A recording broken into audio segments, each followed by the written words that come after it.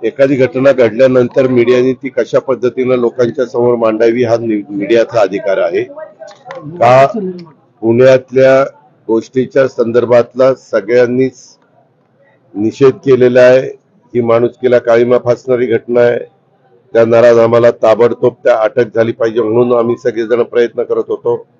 काल म्हणजे आज सुरुवातीला 1 वाजता त्याला अटक झालेली आहे। रात्री 12 नंतर जो 1 वाजतो त्या 1 वाजता त्याला अटक केलेली आहे।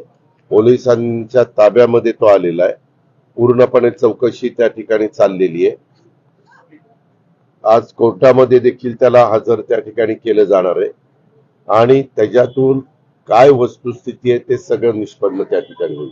प्रतिकार केला असता तर तिथे लोक आढळून आले असते। कसा म्हटला तमुक तसा म्हटला पण महाराष्ट्रातल्या जनतेला एवढं सांगू इच्छितो, मी सकाळी सीपीशी बोललो। सीपींनी मला सांगितलं की त्यांना 1 वाजता ताब्यामध्ये घेतलेलं आहे आणि त्याची चौकशी चालू आहे।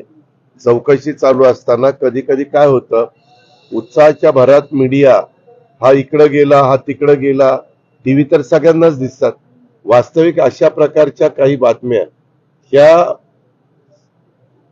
जी विकृत व्यक्ती असते, जी अतिशय काळीमा फासणारी व्यक्ती असती, त्या व्यक्तीला पकडण्याच्या करता त्या वेगळ्या प्रकारच्या काही बातम्या दिल्या तर ते पण त्या बातम्या बघून की बाबा अमुक अमुक व्यक्ती अमक्या अमक्या राज्यात गेली, तमुक व्यक्ती तमक्या जिल्ह्यात गेली, शहरात गेली, त्या खरं तर काही थोडस तारतम्य हे सगळ्यांनी ठेवलं पाहिजे। आम्ही राजकीय लोकांनी पण ठेवलं पाहिजे आणि त्याच्यातून जो दोषी आहे त्या दोषीला पकडण्याच्या करता त्या बातम्यांचा उपयोग त्याला आणखीन स्वतःला लपवण्याच्या करता होता कामा नये ही पण खबरदारी